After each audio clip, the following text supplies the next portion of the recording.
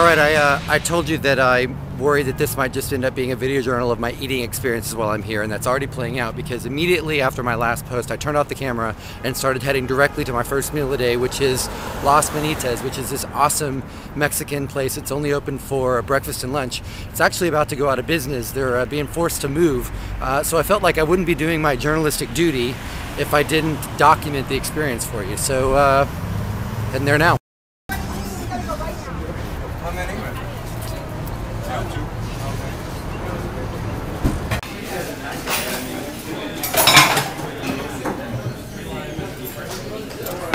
Alright, I just ordered my first breakfast in Austin. It is huevos with chorizo and flour tortillas. Take a look. And a big glass of orange juice. She owns it. You own the place? I own the place, but Libby helps me run it. She's the one that I would have given it away by now. Libby is the one that really is very efficient and effective about managing. She gives away everything she can, every cause, you know. How long has it been around? It's been around over 25 years, but we started a couple of years before that, and we sold tacos on the drag, and we were waitresses, and we learned it from the bottom up. Ah, how are you? He's our elder. He taught us everything we know. Nice to meet you. No, and don't blame me for that. All right, now what do you think is the appeal of Las Manitas?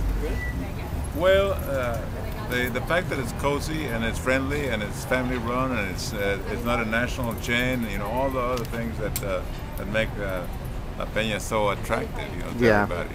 Yeah. Plus, it's a political hotspot. Is it really? Yeah. Huh. All the politicians are here. No one kidding. time or another. We've Really? had governors, you know, everybody, city council members, everybody comes here. Huh.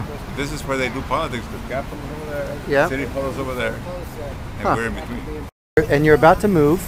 And we're supposed to move soon, and our issue was 5. Clean air for everybody, clean water for everybody, because water is Austin's jewel. Yeah. Women and children first, because a country is judged on how they treat their women and their children. Real affordability, none of this urban renewal. We'll move out the old. About this place. All right, now we know why this is a political hotspot. I have to say one more thing, Cynthia, before you go. What do you think is the appeal? What do you think keeps people coming back? I think it's fresh. People need to eat their vitamins and screw their doctors and their health professionals so that you take care of your health as you live. You don't do it to one extreme to the other, and that's what the appeal is. You're eating fresh vitamins, you take care of your health now, not later on. So Awesome. Carve out your life, enjoy it, take as many trips as you can, have adventures, but always caretake your health because you can't buy it. All right, so there you have it. That's the Las Manitas experience. My first time to meet Cynthia. That was really, I actually have to say that's pretty cool.